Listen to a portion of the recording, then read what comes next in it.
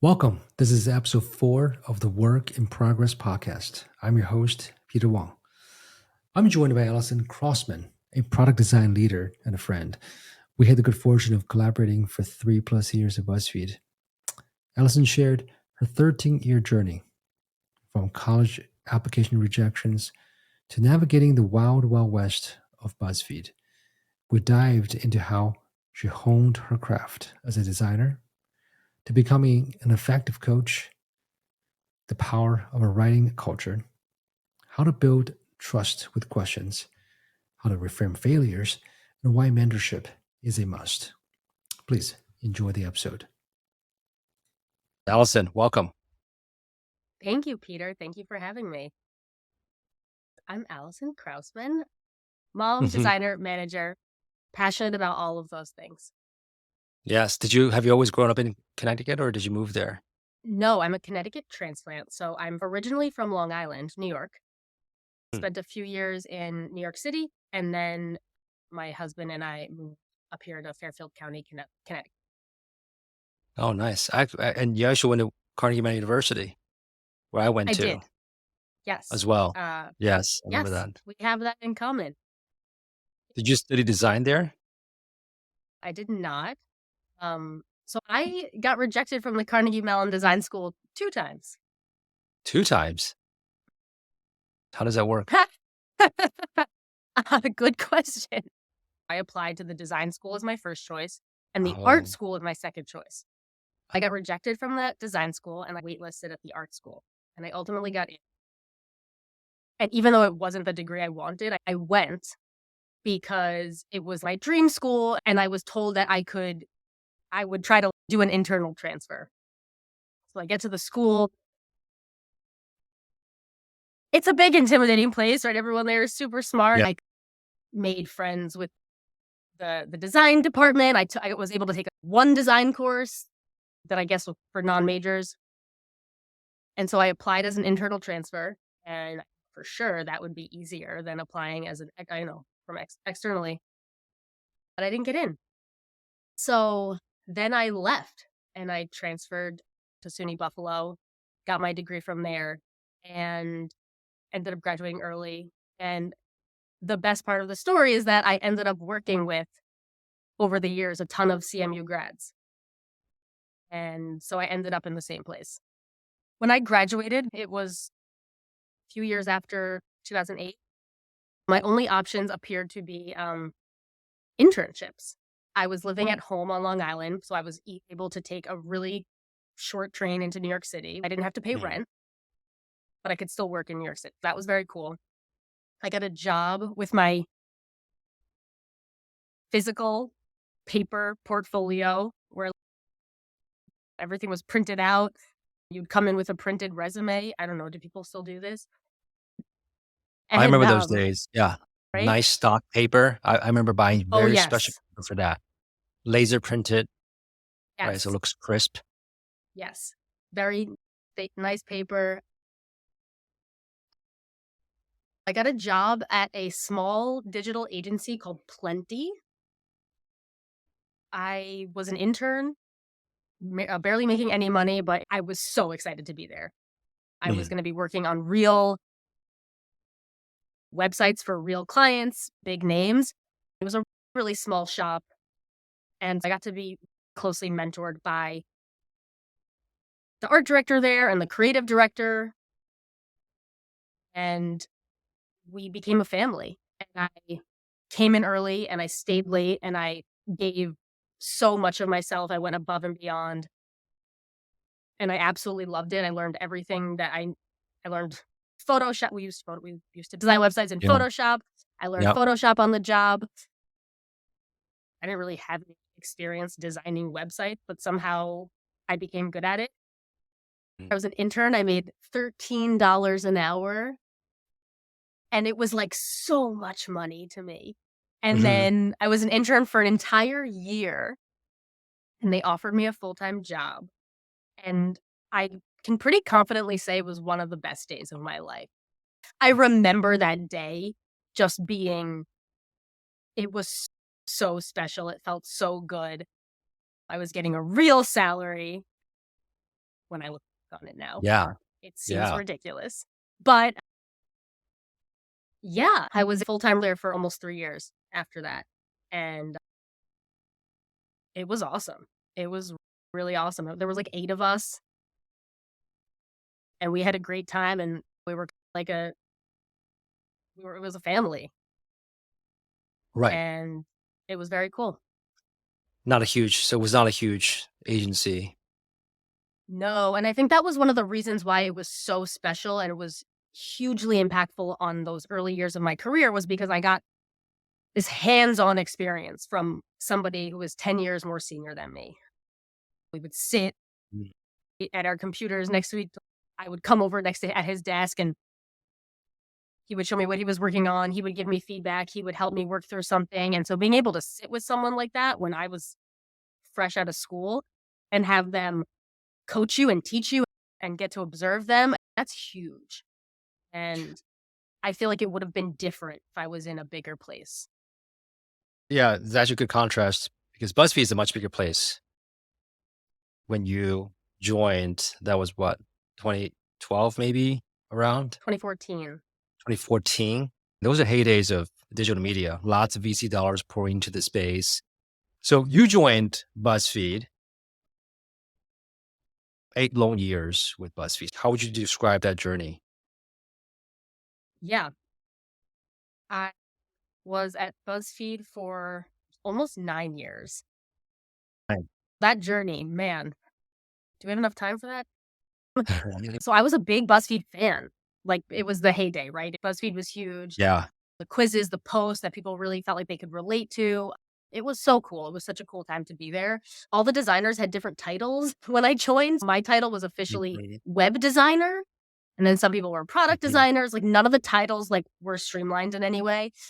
The company had really grown from a small startup to about 450 people. There were a lot of growing pains around that. It was really hard when I started. I felt like an outsider. I felt like all these people had been together. They were this unit. It was pretty lonely in the beginning. And I also just didn't have a lot to do. Ah, So I was a little bit like, why did you hire me? And And that's it was a very and you were coming from such a family-like environment. Small agency, always have projects coming down. You have art director who's working with you side by side into a much bigger place where things are assigned to you. There are different, teams, different titles, different brands, probably. Yeah. Yeah, it was definitely disorienting. The people management discipline was not, at least from my early experience there, was not really built up in the way that ultimately would have been, where there are people who are dedicated to supporting every individual contributor and everyone really who's there. I think that's why it felt so isolating. There just wasn't that support. It was a very interesting time. There were no teams. Everyone just worked on whatever, whichever PMs would just show up at your desk and be like, I have this thing for you. So you would work on you'd work on all sorts of things and you'd get to work with all different people, which also was very cool. That kind of situation has its pros, of course. Yes. And designers weren't helping to define the actual work. It was really just like, hey, here's this thing handed to you. And oftentimes there was no project. We didn't have project briefs. There wasn't any of that. They were just like, here's a Right. thing. And you were just like, okay. And you went and did the thing. But yeah, over time, I got more comfortable there and I became friendly with a PM who was new, who had joined after me. I was no longer the new person. We were new together and we just started making up projects that we wanted to do. We decided we wanted to redo part of the CMS where you built quizzes, which we called the Quiz Maker. And so we redid it and it was a multiple month long project. The early days were really interesting, but just a very exciting time to be there. I feel like there's a couple transitions, right? One transition is you coming from an agency to a non-agency world, small to bigger, to a true startup, in this case, a growth stage startup, which BuzzFeed was in 2014, where the pace of the company was faster than the foundation, right? And fast forward, how would you describe how many days you end up to become a director? Yeah. I think the first really important stage was about a year in, so early 2015. So I was pretty unhappy by that point for all the reasons that we just talked about. Yeah. It was chaotic. Again, no support. And I was thinking about leaving, but we had brought in VP of design. So somebody to actually head up the design department, which was like not a thing that we had. Mhm. And his name was Cap Watkins, and he came in, and that was really exciting. And he sat us all down and had one-on-ones with all of us. And he said, "Tell me everything." And I was like, "What do you mean? I can just like tell you all of my feelings and I can tell you everything that's bad?" And he was like, "Yeah." And it was the first time that somebody wanted me to just be honest and direct with them, and that I could actually tell them how I feel, and then they were going to do something about it to make it better. Mm. And that had not been a thing I had experienced before. And I said, "I'm going to leave." And he said, "Give me 3 months." And I ended up staying for 8 years. And so that was a really big turning point. He implemented processes and a culture of transparency, a culture of direct communication and feedback not only to each other, not only like performance feedback and whatnot, but design feedback. Mhm. And how designers shared work with each other, and that culture of manager. We have real people managers who support every individual and want you to talk to them honestly and are here to support you and keep you happy here and help you grow. All that stuff came in that era. So that was a really important time, and truly was the foundation of my knowledge of what it means to be a people manager and what it means to have a healthy team.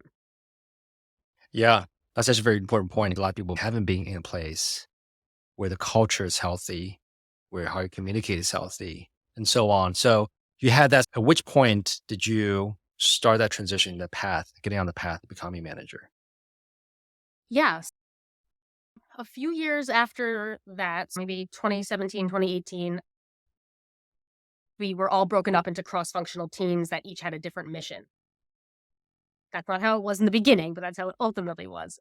We were doing a lot of team switching, sometimes every 6 months. And every time I was on a new team, because of the way we were set up, I was essentially a leader on that team.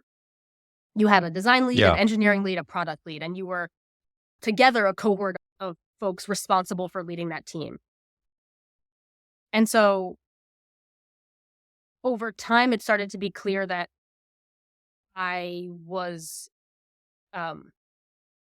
fulfilled by that kind of leadership role, that I was really drawn to helping ensure that the team was being the best it could be, whether it was like making sure our product strategy was sound or making sure we were communicating well with stakeholders, making sure that the engineers were giving us design feedback, even if it was hard for them to talk. And even if they didn't have a lot of experience giving design feedback, it was important to make sure that we were getting their thought because they're part of the team and Yeah. want to know what they think.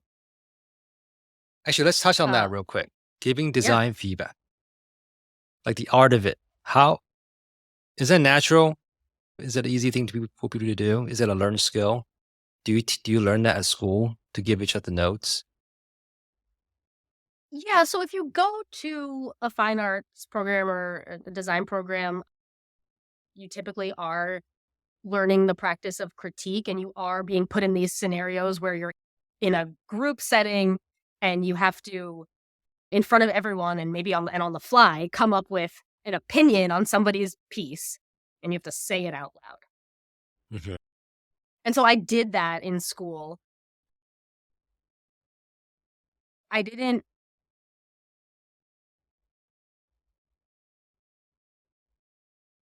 But I'm trying to think, because I feel like all the things I've learned about critique on the job are not, like, you're not really taught that in school, right? Like, it's very Yeah. different.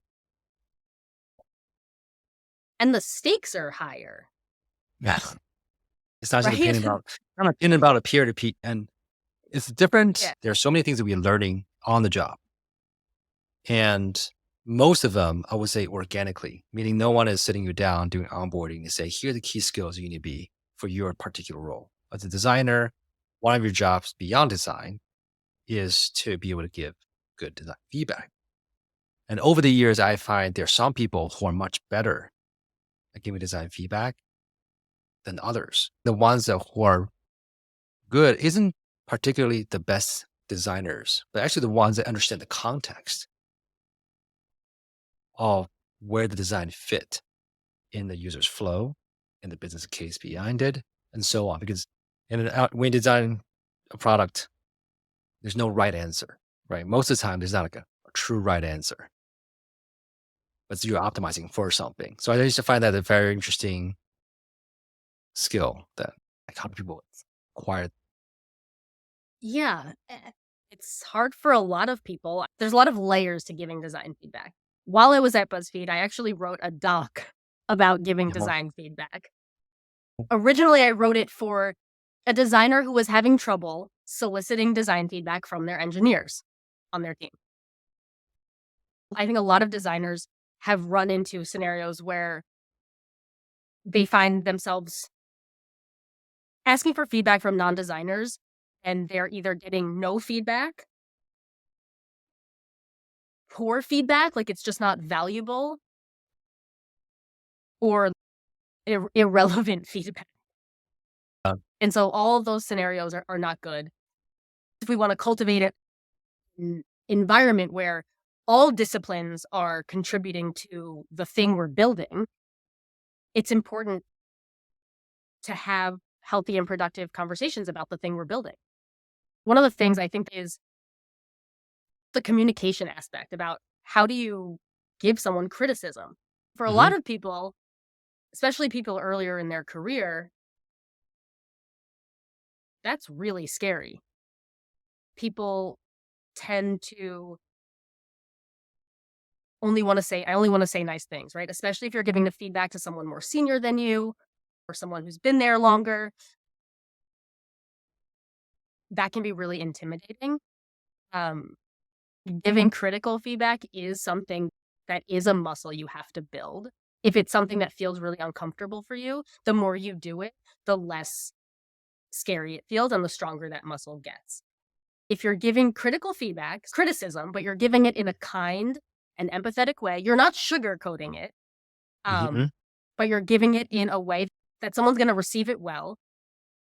And once you do that and you say, oh, everything was fine, it wasn't that scary, nobody got upset, they said, oh, thank you for the feedback. And they saw the value in it. I think another pitfall people fall into when giving feedback is that they don't explain the reason why they have the feedback. I like that one. I like option 1 instead of option 2. Why do you like option 1? Right. Right? And I think some people just take the feedback. They're like, great, everyone likes option 1. But it's really important to understand the reason. Why do they like option 1? Because that's going to help you maybe go back to your team and be able to sell option 1. It's also going to help you become a stronger designer. I think especially with folks who are not designers, they tend to not give that reason behind the feedback because it's harder for them to articulate. It's harder for a non-designer to articulate the why. And so it's all actually on the designer to say, thank you for the feedback. Can you tell me more about why you think that? And to pull that why out of Yeah, it's true. I've seen a few very good design crit sessions at BuzzFeed. It's not an easy thing to do. Even the efficiency with which it was run. There's a moderator, how much time, who's presenting, and every person who steps up to present has a bit of a very similar structure around it, which makes it easier and more efficient for other stakeholders to be able to absorb. Because you can quickly talk about one project on mobile for one brand, then you switch right over to internal tools. What problem space are we in now? To quickly switch that. But that's definitely one thing was very impressed by. Actually, if you still have that doc about how to give good feedback, maybe there's something we can open source. Yeah. Post it, I would love open to. source it. Yeah. Oh, I would love to. I have Let's a do lot that. of That's docs. Yeah. Let's talk about doc. One thing we joke about, maybe we should title this episode, there's a doc for that. So yes, that's the other thing I noticed when in BuzzFeed, there's a doc for everything. How did that start? I wrote a lot of docs. Definitely sometimes got made fun of it for it, but I think they proved their worth over and over again. I started finding the need to write things down as the source of truth in a shareable artifact once I was having the same conversations over and over again. There was this point when another designer and I realized that our onboarding process for product designers wasn't great. It could be better. What information do we need to give to new people coming onto the team? How can we scale that? How do we keep it updated over the course of a few years? This might have been where the whole doc thing started. This was probably a shared idea between myself and Lindsay, one of my colleagues. We called them Product Design 101, referencing like a 101 class, right? Like, here's the stuff you need to know. These are the basics. To get started. Now we put them in a folder on Google Drive, and each doc went over a specific topic. So we had a doc for how to use Basecamp. We had a doc for design critiques. And over time, I started to create shareable artifacts that were not just around onboarding. How do we set goals with our direct reports? I wrote a doc to align on how we did that, timelines for designers, which was secretly not only for designers because it was applicable to everybody. I wrote docs about how to manage your time because people were coming to me saying, like, do you have any tips on time management? And it turns out I had a lot of tips on time management. So I wrote a doc. I found it really important for aligning with my design leadership team, the tech leadership team. When you have to write this down, you gotta decide, hey, do we all agree on this or do we not? Yeah. And so that's why I did it. Yeah, there's a lot of benefit. That's a great origin story of the doc. There's so many benefits compared to verbal communication. One, doc scales a lot better because the team was getting bigger. Two, it clarifies your own point because you have to write things down and say, okay, what do I really mean by X?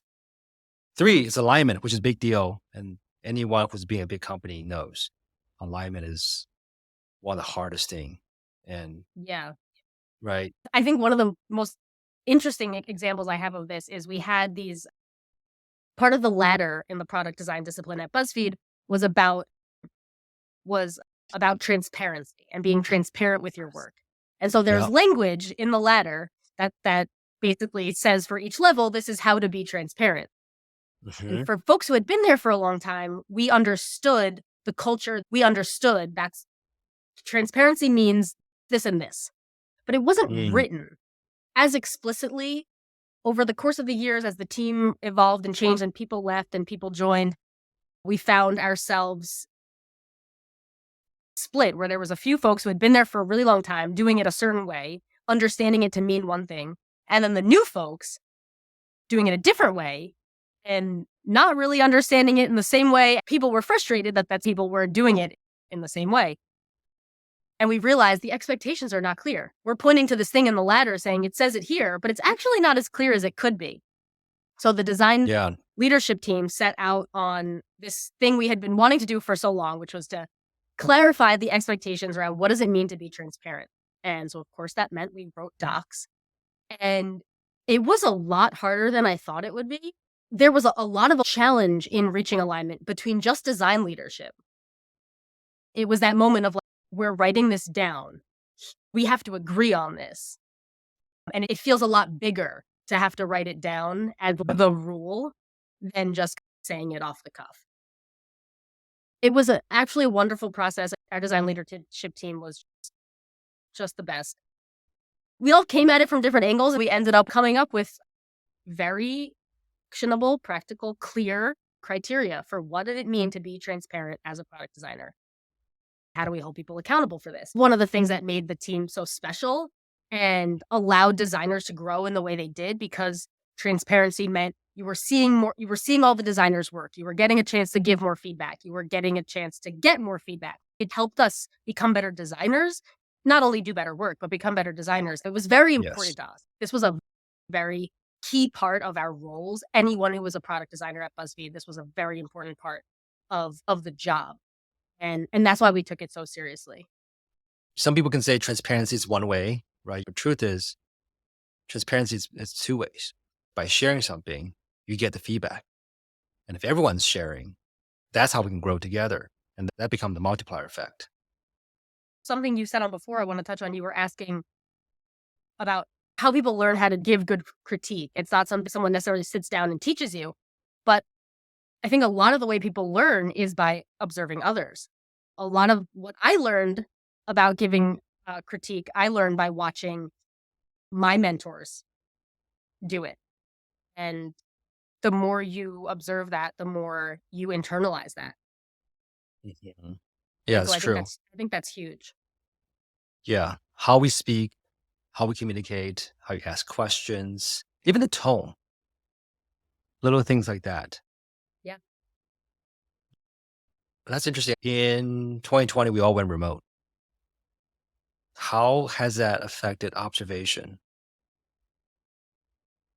The big thing it did going remote was it took away those spontaneous moments, those moments of walking by someone in the hallway and then the fact that they see you in the hallway makes them just, something goes off in their head and they said, oh, I want to talk to you about this. Or, oh, can I do a second? Or they walk by your desk because they're like going to talk to someone else next to you and then they happen to be there and then, oh, can I show you this thing? And so we no longer had that. And that just meant that managers and leaders and mentors had to get better at knowing when and how to offer help. And people who needed the help needed to build the confidence and get comfortable asking for it.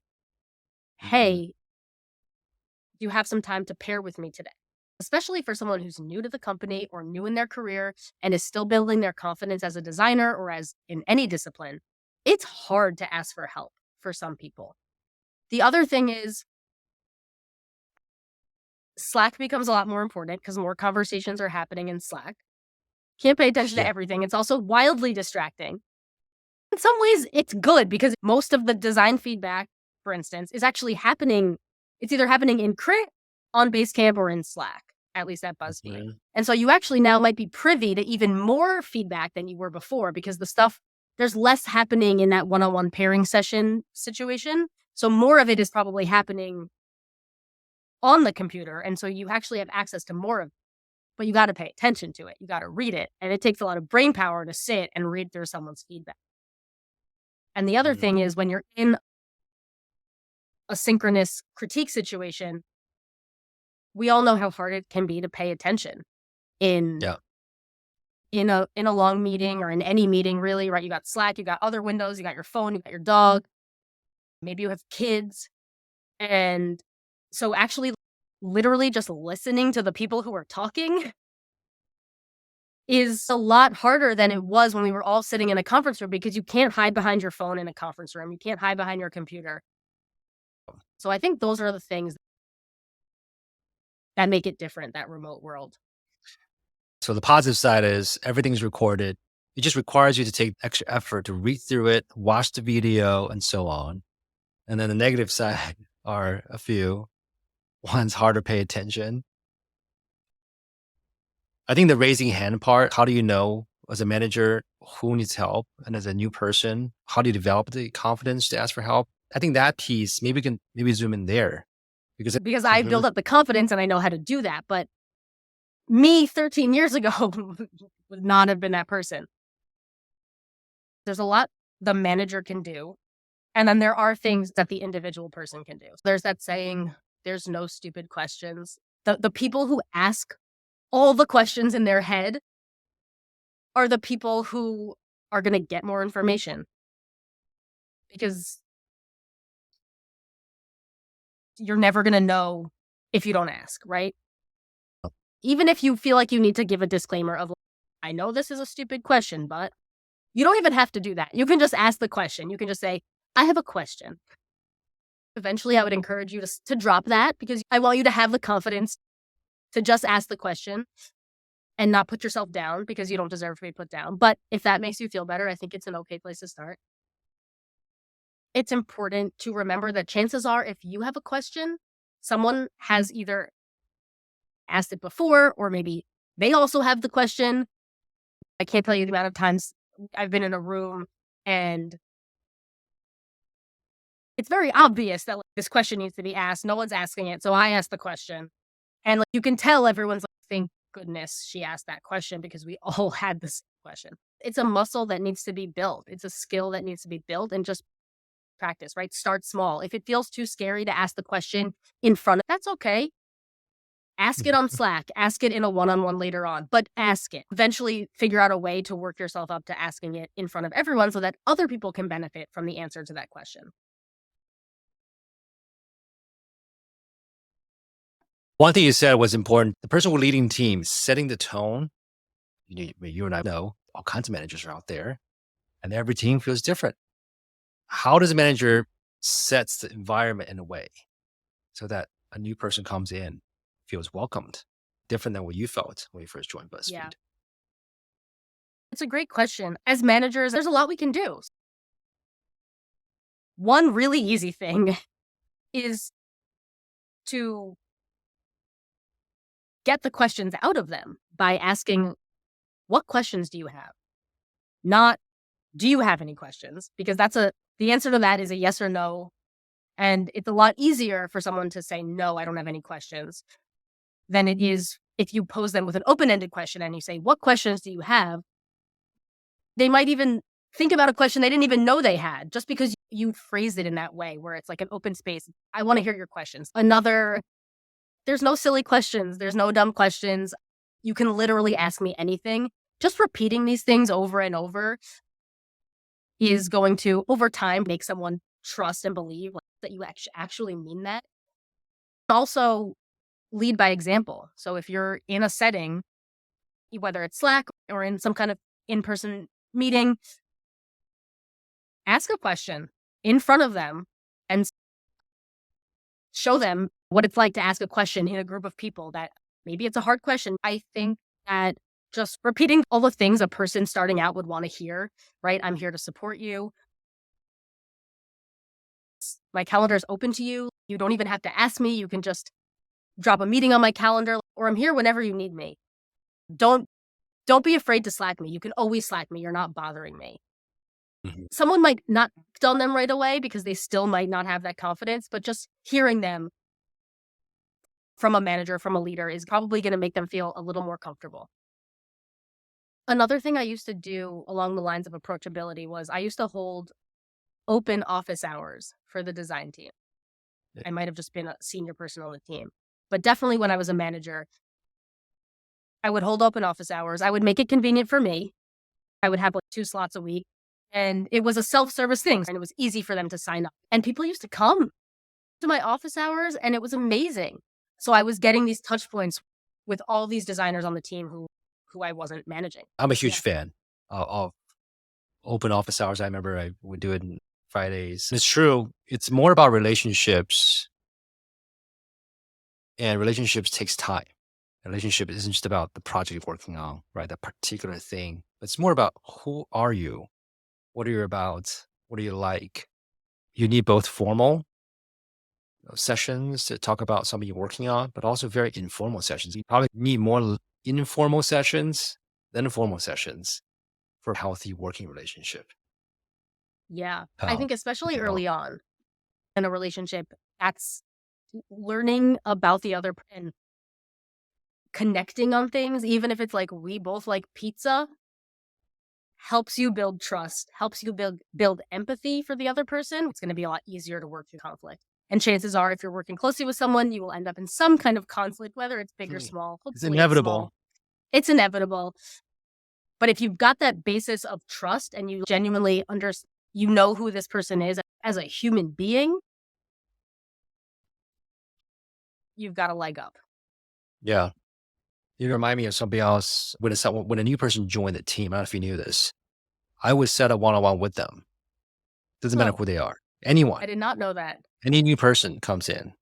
But instead of setting it right away, if the person joins, I would set up the one-on-one about 4 to 6 weeks in the person's start date, because by then the person has enough context about the team, what this company is about, and so then the conversation can be different.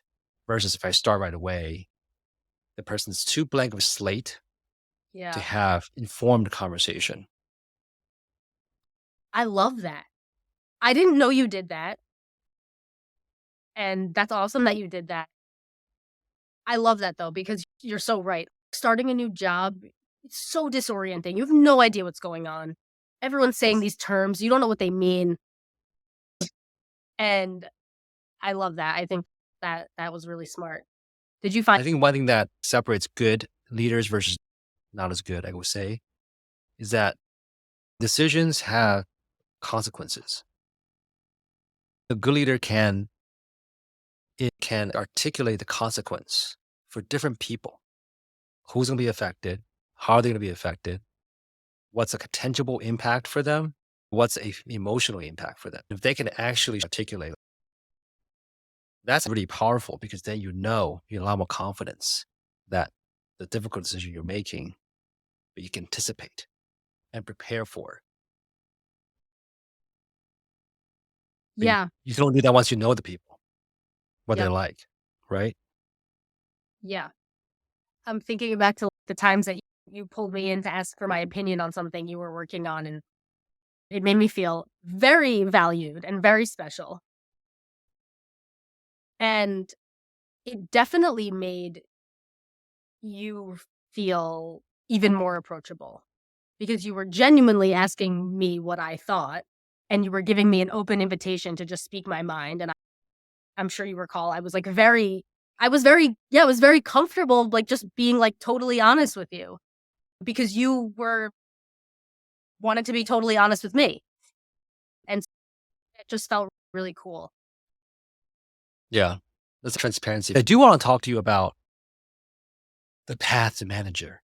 So we were talking about the cross-functional teams and how I found myself really drawn to that leadership role. How do we make this team operate better? How do we make sure our communication is good, that we have good relationships with our stakeholders, that we're working on the right thing, that the leads are working well together? All that stuff became really important to me, because I was on a team where we had some challenges and I took the lead to solve those things. Also around that time, I started mentoring other designers. I was able to help other people, and that felt really good. And once Cap left and Kelsey took over the team, she presented me and the opportunity to take on a hybrid role where I could still be an IC, but manage one designer. And this was an easy yes, because it meant that I could just try it out. And if I don't like it, I can undo it. Nobody wants a manager who doesn't want to manage. That is the worst kind of manager. Yeah. So I took that opportunity on. Becoming a first-time manager is incredibly scary, very exciting, because all of a sudden you have this power. But I was managing someone who used to be my peer. Yeah. And so you're redefining that whole relationship. It's awkward. It's weird. Kelsey was an amazing manager to me, super supportive. And going back to the asking questions thing, I was all day long in her Slack asking her questions. What should I do? How do I do this? How help me?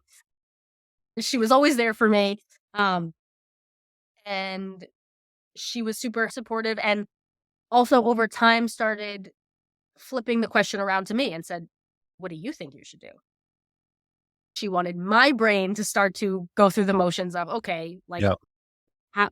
what is a good way to solve this? She would never lead me down a bad path, but she wanted me to feel autonomy over my role and to start to practice those critical thinking skills. Eventually, I started getting better at it. It's just time in the role. It's getting exposed to all sorts of different kinds of management challenges. There are infinity of them, but Mhm. if you're managing for, you're going to run into them. And then I took on another report. I became a hiring manager for the first time. I went through hiring, which I realized was an entirely different skill. Management was really hard, but really fulfilling. Maybe 3 years in, I really felt like I hit my stride. How did you know? What does that feel like when you know you're hitting strides? Was it Oh, what felt does it easier? feel? Did it? Yeah, I think felt easier. I felt like I knew what to say. I knew the right Mm, thing to say or the helpful thing to say or how to say. mm, Um, Early on, I was doing a lot more advice giving and like answer giving and a lot less coaching, where I'm literally mm. like not giving the answer. I'm asking questions in order to get the person to the answer. Yeah. And coaching is really hard and not anyone's like default mode. And so I had to learn through a lot of challenges and through support from my manager. I had to learn the art of coaching and when to coach and when to use it. And so, yeah, when you're sitting in a one-on-one and someone brings a problem to you and your first instinct is just to be like, is just to ask an open-ended question to them instead of to walk them through how you would solve it. Yeah. And then over the Right. course of 20 minutes, you can just ask a bunch of questions, like literally say nothing of value except asking questions, and they can get to the answer by themselves. And then like that's the beautiful thing. And person on the other side of the call feels empowered to move forward with that information or that decision because they came up with it on their own. It's interesting. I feel like when we talk about your career, it's almost like we're slowing down time Yeah. and I'm zooming in and I'm looking at the shape of it and say, what characteristics in different stages? Because you, at first, you were gaining the confidence of being a good designer. Then you're gaining the confidence and agency of being a designer at a bigger place. Then you learn a lot of functional skills, like how to write a doc, skill sets necessary to be an effective individual. And then you had to transition to solving not just like design problems, but people problems. Yep. And the moment you feel like, okay, I'm actually an effective coach is feel like it's when you felt like you hit the stride of being a manager. Another common thread is every stage you had someone. The first stage, Yes. your art director. Second stage, Cap, the VP of design. Third is Kelsey. In every stage, you had someone to look up to who gave you a good model. Yeah. And that, truthfully, the support, when I think about how I got here, I think about those people. There's one person I would add in that mix. That would be Tom Harmon, who was an amazing manager who I had. But when I think about how I got here, it's those people. And back to the observation thing, right? The way I observed Tom giving me feedback was influential in how I give designers feedback. He taught me and showed me how it's okay to just slack someone with some positive feedback randomly. And it's not just like, hey, good job today. It's descriptive. It was why you did a good job and what the impact of that was. And you really felt like he was cheering you on. And then he also showed me how to give respectful but direct critical feedback. Hey, this wasn't so great. Here's something to think about for next time. And he gave the feedback so that you didn't want to be defensive. You were like, oh yeah, he's right. That's good feedback. And so I model things after these amazing people who've supported me. And I'm just like, oh my God, I'm so lucky. We didn't get to the end of the story, which was transitioning into full-time management. I was in the hybrid role for almost 4 years. I was essentially doing 2 full-time jobs. I was a full-time individual contributor designer, and I was a full-time manager, managing the careers of 3 designers. And as a part of being a product design manager at BuzzFeed, you were not only managing designers, you were also helping to run the entire design team with the rest of design leadership, which I absolutely loved. Over the years, my manager and I talked about what's the end game here? Do I want to be in a purely management role, or do I want to stay in this hybrid role? And I kept saying hybrid role. Eventually, I had pushed so far into both of those worlds that I had hit a point of burnout. I was not only managing 3 designers, I was mentoring designers who I didn't manage. I was in the weeds and trying to help them. I cared so much about it that it was affecting me. I started getting physical symptoms of stress, like stress headaches. And I was like, I'm not okay. This is no longer sustainable. At the same time, my manager and I were talking about potential promotion paths. I had to pick path. At that time, I was going out on parental leave. I had my second child, and Kelsey said, here's some resources. Go think about this. And this decision seemed so hard. I had literally put it off for multiple years. I kept telling Kelsey, it's the hybrid role. I can't do anything else except this role.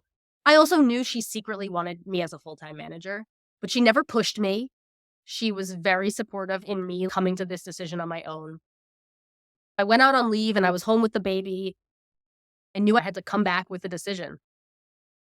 He talked to my husband about it, and he was, of course you want to be a manager. He saw the things that I came to the dinner table about. And then I thought there was no world in which I was going to not be a manager. That was obviously what I should be doing. I think just the impact of being able to, this sounds really corny, but like it actually is what it is. The impact of being able to, the feeling of being able to change somebody's life in a positive way. It sounds corny, but it's like actually what a manager's job is. The feeling of doing that is amazing. And I loved shipping design work. I loved working with a team of people to make something together. And I realized upon reflection, that was actually the thing I was holding on to. It was that feeling of doing something together with people and toward a common goal and that collaboration. I don't think it was so much the actual work that was drawing me to that IC role. And of course, I'm still able to get that as a manager in lots of different ways. I came back from leave and I told Kelsey, I want to be a director. I don't remember what she said, but she probably was like, yeah, of course. So last summer, I moved into a purely management role, took on some more direct reports, and I had all this time to do all these things now. I know you're joking, but yes, I did have time to write more docs, and they were great. Sure. Yeah. One, you showed the natural aptitude for helping people, willingness and the ability to do it. You have someone who believes in you. I believe it's one of the most powerful things that leaders can show someone or a group of people. And 3, you had a method so that you can believe in it. The hybrid, which is 4 long years. It sounds like a long time, but maybe it didn't feel that way. It was a lot of work. It really was like I was working at 150%. Yeah, but I loved it. I felt like being on both sides, each side helped the other side. Like by being a manager, I became a better leader. And then by being a better leader, I became a better manager. And it was really cool. Yeah. It's important to go back to the craft so you don't lose touch with the craft itself. Dipping back your toe into it for a bit and then coming back out, then you become a better, right? you have better perspective, Yeah. right? I feel like we've talked about your entire career,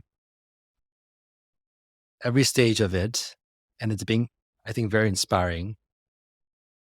If you could share some advice for folks who are starting out, what are the advice would you help them to accelerate them gaining confidence? I love that we're going to end on this.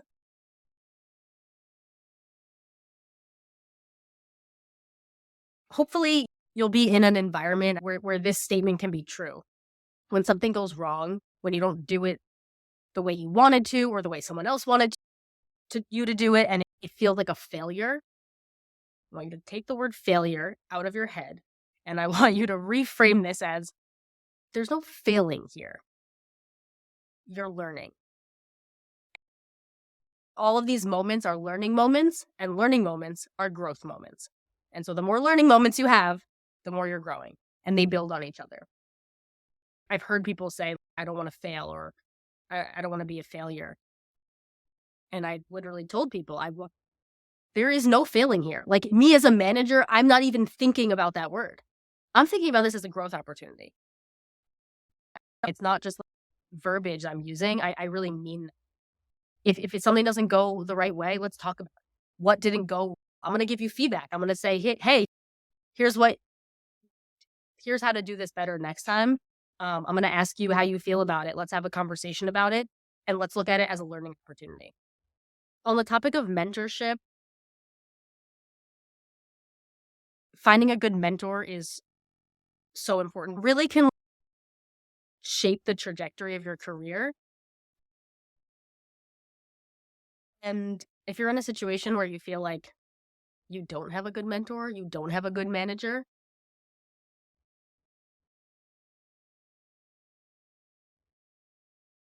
try to get out of that situation or Go get one. And finally, back to the questions. Just ask all the questions, all of the questions. Mhm. And it truly relates to anyone at any stage of their career, right? You could start a new job as a senior person, and you need to come in and you need to be comfortable asking all of the questions. And if you're reframing it, asking the questions as not, oh, I'm ignorant or I'm dumb, you're reframing it as, I'm learning. Yeah. Exactly. That's a good Not one. being curious. People didn't want the question to define them, to color how people perceive them. That's why they not ask as much. But the truth, exactly, because they think it makes them look, not smart, ignorant, naive. I don't know. But the truth is that the managers typically respect the people who ask the questions, actually get more respect. Because I would agree. it shows me that you want the information, you can be vulnerable and put yourself in that space where you say, hey, I don't know this, so I'm asking. It actually builds trust. Managers want to know what's on your mind. They want to know what you don't know. Yeah, asking questions is one of the best ways to build trust. Yes. Well, Allison, what a great finish. Thank you for sharing your story with us. Thank you so much, Peter. This was so fun. I really appreciate you having me.